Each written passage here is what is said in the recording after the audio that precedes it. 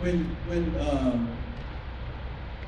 it's time for you guys to come into the chapel, I mean, when it's time to come in here for worship, if you're somebody who is trying to get into the inner court with God, into that inner place of relationship with God, you're going to have to stop hanging out with outer court people.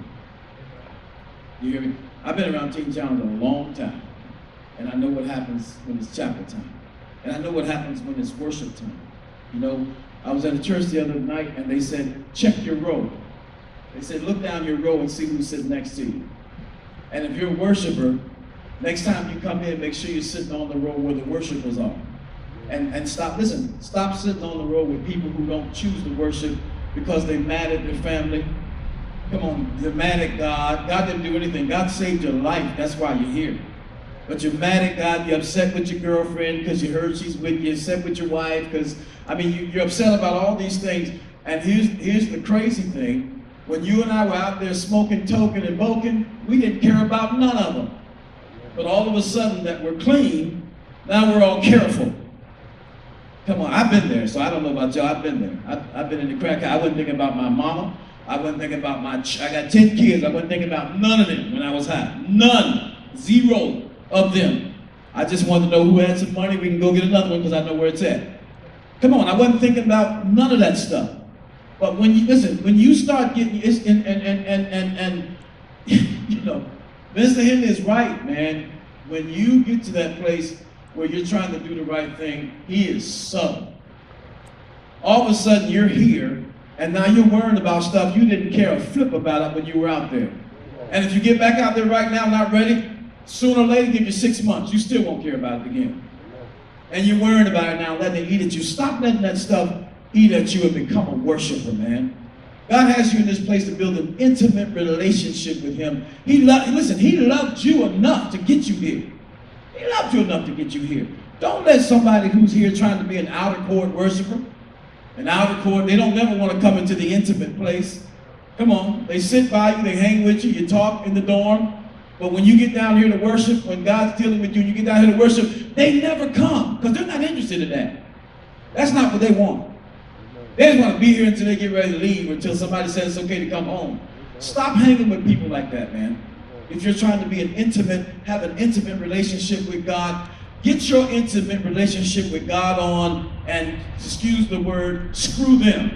Because you're trying to go somewhere with God, man. You don't have time to be just being neutral when you're trying to build and establish an intimacy with God. Listen, don't worry about your folks, don't worry about your mama, don't worry about your babies, don't worry about your wife, don't worry about your girlfriend. Don't worry about them. They so happy you here, because now they don't have to call around and see where you're at. Amen. Everybody knows that, right? Your family is so happy. You're the only one stressing. They happy. Aren't they happy when they come see you? Oh, they happy, see? You're stressing because you're here. They happy because you're here. They're not happy because they want to see you punished in some kind of way. They're happy because they can find you at last. You're not lost. You haven't disappeared for a week or two. Come on. Come on. Their stuff hasn't disappeared with you.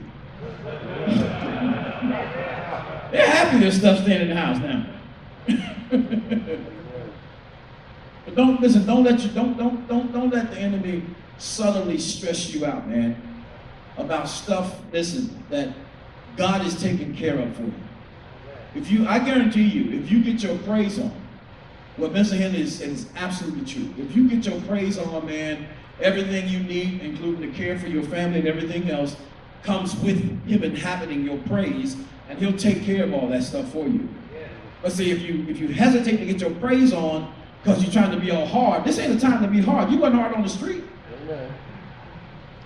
Anybody hard in here? I get 10 minutes with you, I'll break you down to a pump. I guarantee you. Anybody, any of them. Because you're not hard, man. Don't get here and get the mentality you got to be hard. That being a man means sitting on the peripheral and never getting in intimate. Come on, that ain't a man. That's a sissy. If you can't stand up for God, you're a punk. I like to tell you one-on-one somewhere in the room. If you can't stand up for God, you're a punk. You stood up for reefer, you stood up for crack, you stood up for meth, Come on, you stood up for alcohol, you stood up for sin, you stand up for everything but God. Gotta be a punk. Got to be. How you stand up for stuff that's killing you, and you won't stand up for the one that brings you life? Got to be a punk. Something wrong with you, man.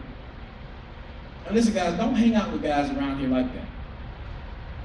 And if it's a guy like that that's around you, talk to him. Talk to him. Let him see you really right. Don't let him see you being a certain way around certain guys around here, and then when y'all get off somewhere, you're being like him. That means he's influencing you to the negative, even though you act positive when you get up in chapel. Don't do it, man. Don't do it. God sees and is watching all the time. That place that he was talking about where Satan said he was trying to get to, you know, in my Bible it translated the place of control. That's what he wants in you. He wants the place of control, and so he'll use people around you to get it, because he's subtle. He knows he can't just appear to you, so he'll use people around you to get that place of control in you. Don't let him control you while you're here. He controlled you when you were outside of here. Don't let him keep controlling you while you're here. Let yourself loose and free into God, man. Whatever it takes. Whatever it takes. I didn't grow up a worshiper. I didn't grow up somebody who would come to the altar and listen. But I learned that there was a place that I could get with God. And I didn't care who was looking. I'd cry if I'd get out there and cry now. Wouldn't care who's in the room. Amen. Wouldn't matter to me. Because I'm not crying to you, I'm crying to God. Amen. And you got to break outside of yourself to get to that place, man, where you can begin to have that intimate worship with God. A man, you know, there's a song back in the day, I know a man ain't supposed to cry. That's a lie. A man got tear ducts.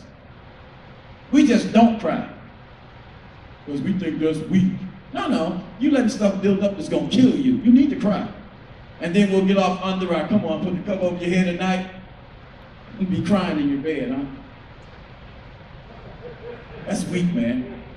Because you know you can't cry out around the guys because, you know, that talk you be doing, it won't seem right, a crying guy and all that talk you do. Forget about that stuff, man. But listen, get your intimacy on with God while you're here, man. Let that be what people can say about you, is that dude is intimate with God. It's not a joke. It's nothing to play with. It's serious business, man. That's what God put you on the planet for. And if you do it, it'll become so much a part of you. I wish you,